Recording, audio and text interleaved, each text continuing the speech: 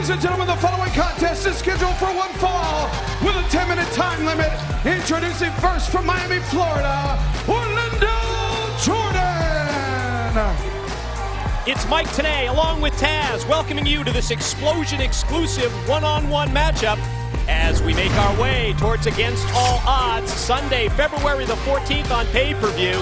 Taz, from the very moment that Hulk Hogan and Eric Bischoff took over in TNA, that new regime, they have been talking about changes that will be made.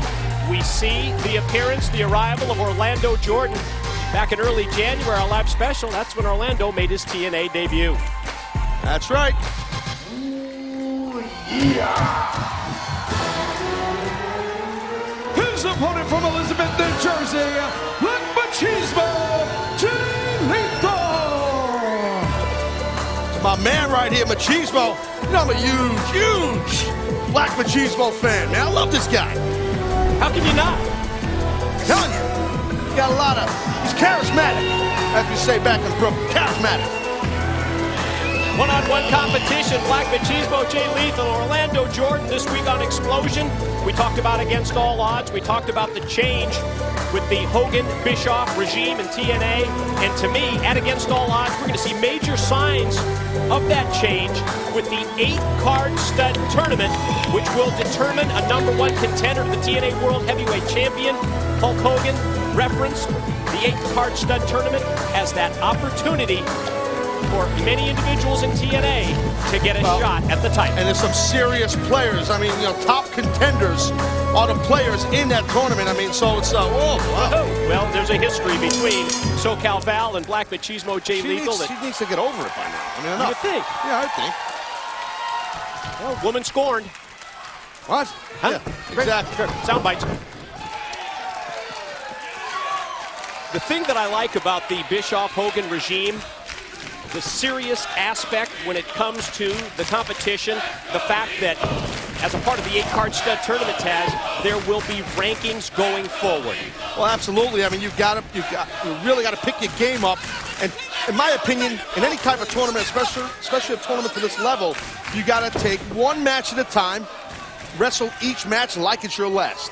And I like the way that Bischoff and Hogan were talking about the 8-card stud tournament, where they said that it's an honor to be among the ranked, and for someone who's maybe ranked in that 8, 9, 10 spot, this is almost like dangling the carrot. It gives them something to aspire to. Not kidding. If that's not motivation to win that tournament, go on and you know, and hit the top of the mountain. I mean, that's motivation.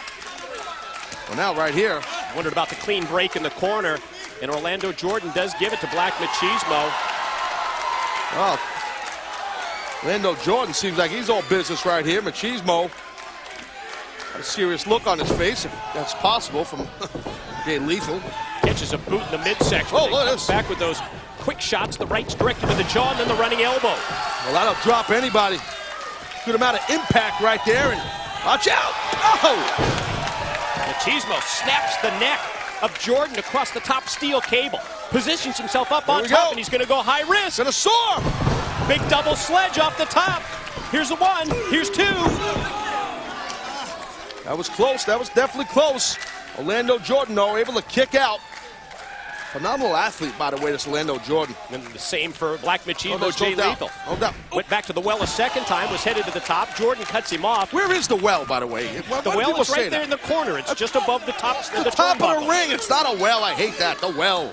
Go back to the well yourself. All right. Fight him off from the top and catches with a couple of forearm shots. Big overhand rights. I don't know whether he really caught him flush, and he didn't catch him flush. Yep. And as a result, Jordan was, wow, just about pulled that arm right out of the socket of Black Machismo. Yeah, and if I'm a betting man, which I know you are, Mike, Me? I mean, you know Orlando Jordan is going to go right after the shoulder and arm of Machismo. Just remember, when you make a bet, it's not whether you win or lose, it's as long as you have action. In fact, following up the offense with the shots, the elbows, he's directed to the shoulder of Jay Lethal. Not going to go for a power move, got him up on the shoulder. Yeah, shoulder breaker right there.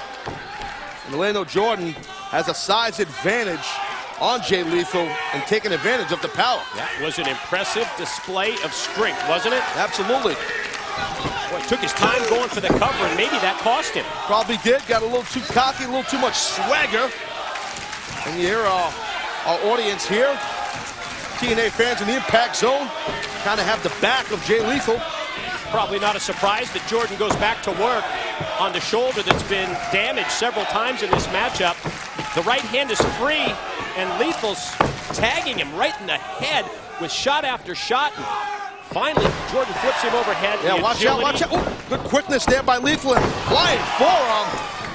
Right back at him, running clothesline, decked him, and another. Jay Lethal, the proverbial house of fire right now. Where is the house of fire? Well, it's right near the house of smoke. It's right next to the well.